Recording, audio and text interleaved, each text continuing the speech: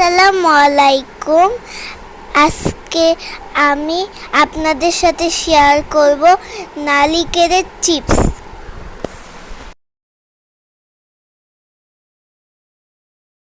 প্রথমে আমি নারিকেলগুলো সুন্দর করে কেটে নিব।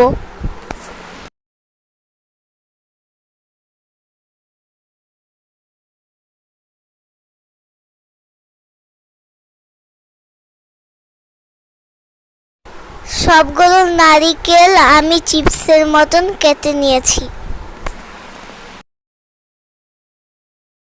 একটা প্যানে 1 মগ পানি দিয়ে দিয়েছি। এরপর পানির মধ্যে 1 কাপ চিনি দিয়ে দিয়েছি। চিনিগুলো গলিয়ে জাল করে নিব। এখন নারিকেল চিপসগুলো চিনি পানির মধ্যে সেদ্ধ করে নিব।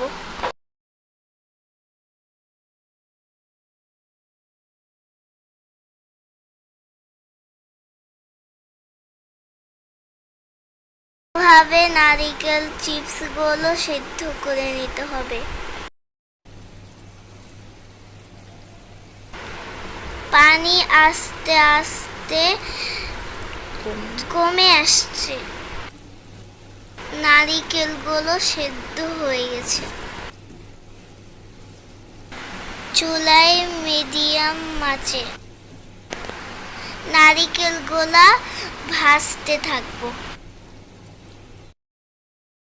এই যে তৈরি হয়ে গেল আমার নারিকেল চিপস। দেখেন এটা কত তো মচমচে। ইয়াম্মি।